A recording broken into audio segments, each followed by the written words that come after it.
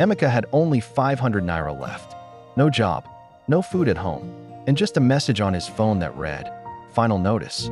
Pay your rent or leave." That night, everything felt heavy. For months, Emeka had been searching for a job.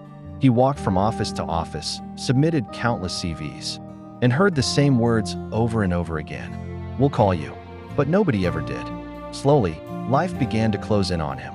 Friends stopped picking his calls. Even his own family started to believe he wasn't trying hard enough.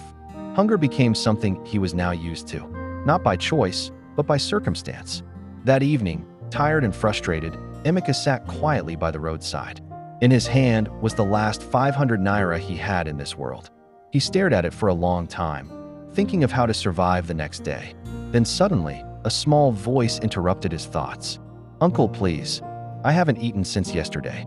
He looked up and saw a little girl, barefoot, dirty clothes, weak but hopeful. Emeka looked at her, then looked at the money in his hand.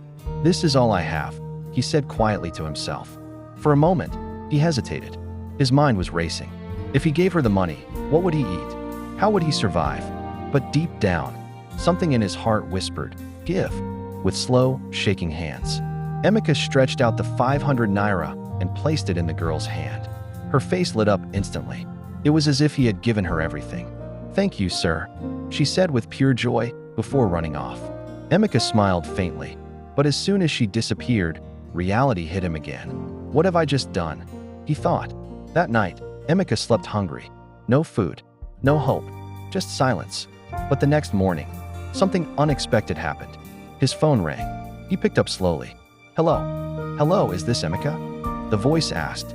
"Yes. You came for an interview 3 weeks ago, right?" His heart skipped. "Yes." "All right. We're calling to inform you that you've been selected. Can you resume tomorrow?" For a moment, Emeka couldn't speak. Tears filled his eyes as he whispered, "Yes. Yes, I can." Months passed, and life began to change. Emeka was now working, stable, and finally able to take care of himself. Then one day, as he walked through the city, he saw a familiar face. It was the same little girl. But this time, she wasn't begging. She stood beside a well-dressed woman, smiling happily. Curious, Emeka walked closer.